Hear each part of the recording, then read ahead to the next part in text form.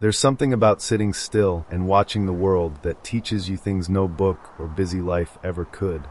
I wasn't always like this, sitting here quietly and speaking to whoever will listen. I used to be full of the same fire you have now, chasing dreams, worrying about tomorrow, and forgetting to live today. But as the years pass, you realize that life isn't measured in the steps you've taken, but in the moments you've truly lived. Sit with me for a while, and let me share some of the lessons I've learned, not from any special wisdom of my own, but from the years that have taught me in ways I couldn't imagine. When I was younger, I worked tirelessly for things I thought mattered: a career, a reputation, a place in the world where people would look at me and say, "He's made it." And yet, the more I achieved, the more I felt something slipping through my fingers.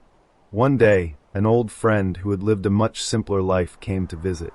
He looked around at everything I had built and asked, "Are you happy?" I couldn't answer him. That question stayed with me like a stone in my pocket, and it took me years to understand that happiness isn't found in things. It's found in the way you live your days. The greatest lesson I ever learned was from a farmer. He once told me that life is like tending to a field. You can't control the weather, he said, but you can decide what to plant and how to care for it. I've come to realize that our thoughts and actions are the seeds we plant, and the life we live is the harvest. If you plant seeds of anger, resentment, or greed, that is what will grow. But if you choose kindness, gratitude, and patience, you'll find your field blooming in ways that bring peace to your heart. Every day is a choice. What kind of garden are you growing?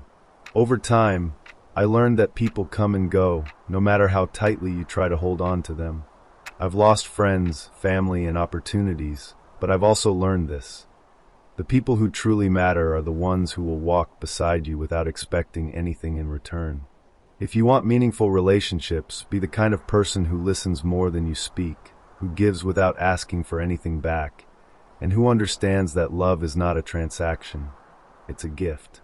One of the hardest lessons I had to learn is that time is not something you can buy back. I remember standing at my son's graduation, realizing I had missed so many moments because I thought there would always be time later. If you're waiting for the perfect moment to spend time with the ones you love, let me save you the trouble. There's no such thing. The only perfect time is now. Don't let work, pride, or fear stop you from making those moments count. And if there's one more thing I could share with you, it's this: don't be afraid to sit with yourself. We live in a world that tells us we need to be busy to be valuable, but the truth is, the most valuable moments are often the quiet ones. When you sit in silence, you'll start to hear the voice inside you that knows what really matters. Listen to it. That's where you'll find your purpose, your peace, and your strength. So here I am, an old man with stories to tell, hoping that these words find you at just the right time. Life isn't about perfection, it's about presence.